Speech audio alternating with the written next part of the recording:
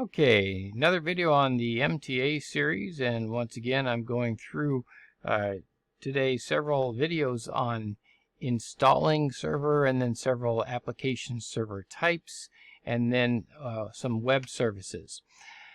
In the last video I mentioned two of the server types. I mentioned standard and data center, but I also mentioned essentials. But you notice you don't see essentials here. You see standard and data center. So one question might come to mind, where is essentials? Well, the answer to that is it's on a different installation medium. So you have standard and data center on one installation medium and essentials on, you'd have to download a completely different installation medium for that. Another question is, well, where is Nanoserver? Because Nanoserver is another one we're going to talk about. We have the desktop experience, which is the one with the GUI, and we have the server core, which is the one that does not say desktop experience. But we also have one called Nanoserver, which is like server core. It's a headless. That is to say, it doesn't have any GUI in it, but it's even smaller than server core. And we're going to talk a little bit more about that in a little while. Well, the answer to that question is that you don't. You install that starting from one of these other two. And so you do that using PowerShell commands. And so that's the answer to that. You install it from within another Windows server. Okay, continuing on with our 98.365 MTA studies, we're going to talk about the Nano server installation. Now, Nanoserver is a very different beast. Nanoserver is something, it's a Windows server, but it's built inside of something we call a container. Containers is kind of a difficult thing to wrap your head around at first. We haven't really talked about virtualization yet. We will be talking about virtualization more. Virtualization came first, and the idea of it is to build a computer inside of a computer.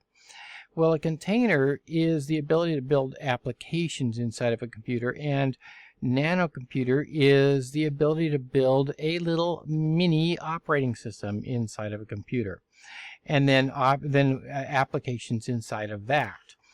Now, I know that that is very, very confusing, but let me kind of try to explain it as best I can. Now, we're not going to build one, and you don't need to know how to build one for your MTA, but let me sort of explain a little bit about what it is. Imagine that you could build a file that has a Windows, a little tiny mini version of Windows in it. And inside that file are also all of the things that you need to run something. Let's say that in that little mini version of Windows you have a browser. And you also have some other applications, maybe a certain version of PHP, a certain version of .NET, and then you have on that browser running a certain web page with some calculators in it. So in other words, you have some applications running on some software that's running on a little tiny version of Windows. Everything that you need to run that is all in this big file. So now you have this containerized chunk that you can take and put on any computer in the world, basically. You can run this anywhere because the entire version of Windows is in it. And we call this little mini version of Windows here Nanoserver. It is tiny. Now, the idea of this thing is that I can run hundreds of them, thousands of them in a giant data center. And I can get a lot of mileage out of these little tiny mini computers, so to speak, because they don't do anything else. I don't have to have all of that infrastructure and all that power that normally would be running all these services and this stuff that, you know, the big supercomputers are running in the background. No, I don't need them. All I need is a little computer that does one thing and does it well. We sometimes think of these as a cow and a dog. If I have a dog and my dog gets sick, I take care of it. I take it to the vet. I give it better food. I primp it and pamper it, right? If I have a cow and my cow gets sick, I shoot it and get another one. That is my Nanoserver. If something goes wrong, I shoot it and I get another one. If it dies and crashes, I just kill it and spin up another. So I can do this. I can make 100 of these things inside of one physical machine. Now, we often do this in big production companies. Let's say I'm Amazon and I have some service that has to run, some application that has to run on sales servers, and I have to have 100 of these things running on a machine.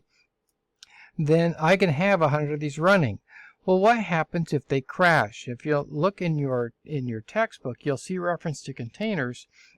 And these containers are called Docker, by the way, because that happens to be the company that popularized them.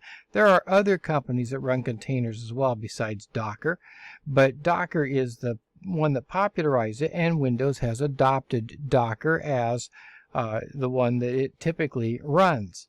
But you'll also see another thing called Kubernetes. So what is Kubernetes? Well, let's say that I have to run 100 of these things. So I've got one, I'm going to run another one, I'm going to run another one. Well, let's say that I need all 3 of these things to be running all the time. This is what Kubernetes does. It oversees all of these things, and if one dies, it's going to wipe it away and spin up another one. It's a manager of all of these Docker containers, and that's what Kubernetes is. It's simply a container manager that makes sure that these things are running and that they are set up the way that they're supposed to be set up. If they get corrupted, it will wipe one out and spin up another one and keep a steady state the way it's supposed to be on my systems.